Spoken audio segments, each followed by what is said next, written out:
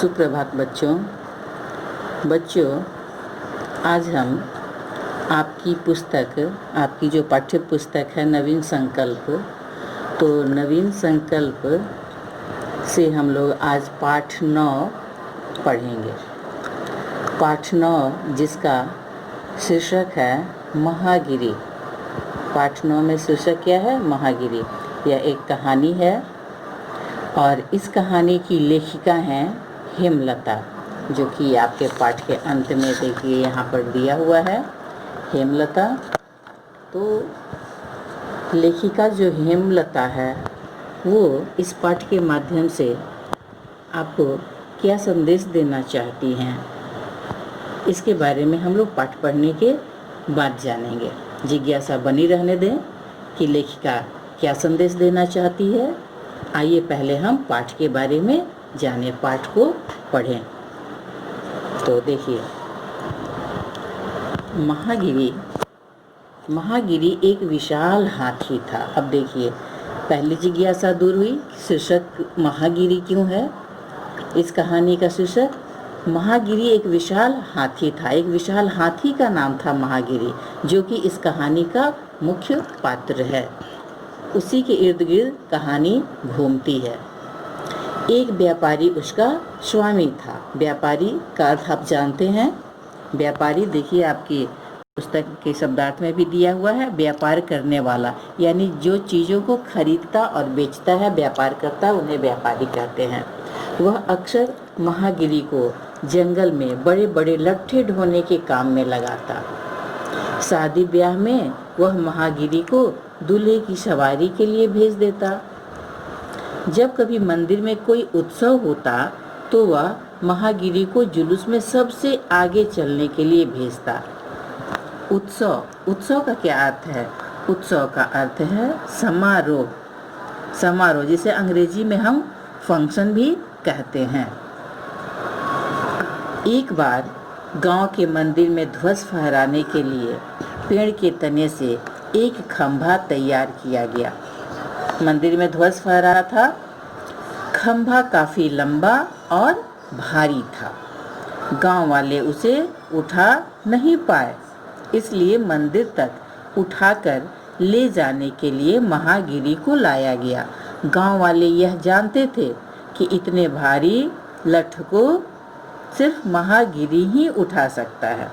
उसे और कोई, इस खंभे को और कोई नहीं उठा सकता है। अतः उस भारी खंभे को उठाने के लिए महागिरी को लाया गया। आगे देखिए क्या होता है।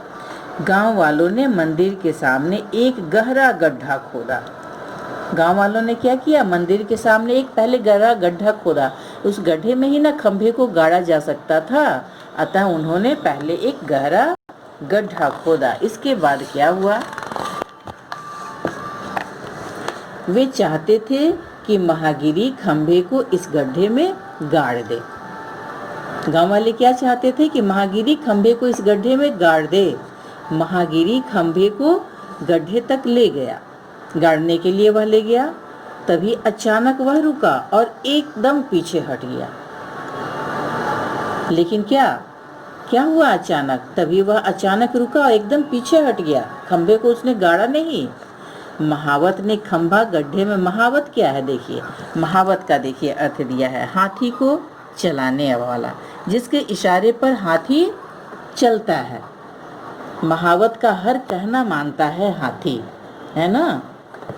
तो महावत ने खंभा गड्ढे में गाड़ने के लिए महागिरी को हाँका मतलब चलाया, आगे की ओर बढ़ाया। देखिए यहाँ उसका भी अर्थ दिया है आपके शब्दार्थ में। हाँका का अर्थ है आगे बढ़ाया।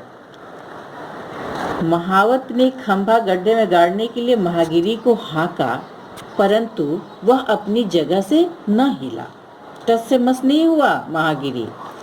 उसने बहुत हाँका, फिर भी वह अपनी जगह से नहीं हिला, जबकि वह अपने महावत की हर बात मानता था।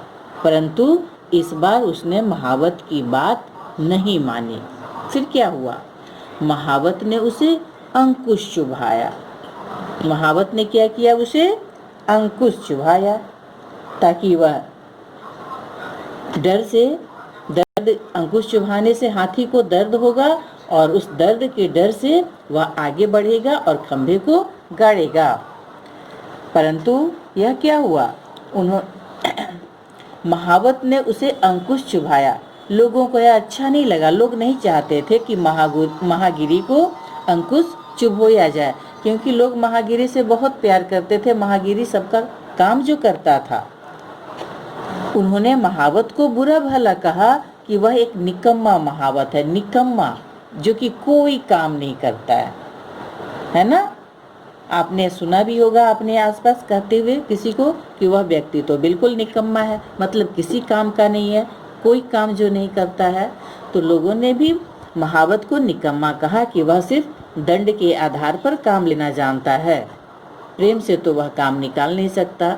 वह अंकुश चुभा रहा था हाथी को। यह सुनकर महावत को गुस्सा आ गया। लोगों ने जब उसे बुरा भला कहा तो उसने महागिरी को और अंकुश चुभाया। महागिरी दर्द के मारे तिलमिला उठा। तिलमिला उठना का क्या अर्थ है? तिलमिला उठना, दर्द से व्याकुल होना, है ना।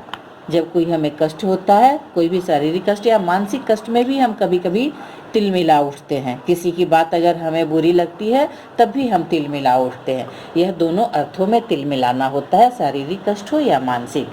महागिरी दर्द के मारे तिलमिला उठा। उसने खंभे को दूर फेंक दिया। महावत ने तो सोचा था कि अंकुश ज्यादा जोर से चुभाऊंगा तो महागिरी खंभे को गाड़ देगा, परंतु ऐसा नहीं हुआ। इससे क्या निष्कर्ष निकलता है? हम दंड देकर किसी को कोई भी कार्य नहीं करवा सकते हैं। वह करने के बजाय क्या किया महागिरी ने, और खंभे को दूर फेंक दिया। अब इसके पश्चात क्या हुआ? तो मैं सोचती हूँ कि आज यही रहने दिया जाए। और इसके पश्चात क्या हुआ? क्या महागिरी ने खंभे को गाड़ा या नहीं गाड़ा? और आखिर उसने महावत की बात क्यों नहीं मानी? यह भी एक जिज्ञासा होगी, है ना, मन में। तो आज हम इतना ही रहने देते हैं। अगली कक्षा में हम इस कहानी को पूरी करेंगे और तब तक आप कहानी का पठन कर सकते हैं।